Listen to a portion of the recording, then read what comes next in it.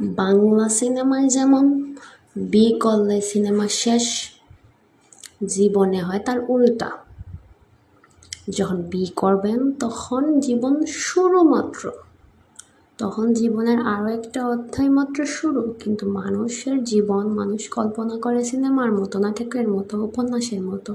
আসলে জীবন থেকে যদিও নাটক, সিনেমা, উপন্যাস, গল্প লেখা হয়, কিন্তু গল্পের মতো কখনো জীবন হয় না। জীবন জীবনের মতোই চলে, বাস্তবতা আর বইয়ের লেখা পাতা এক হয় না কখনো।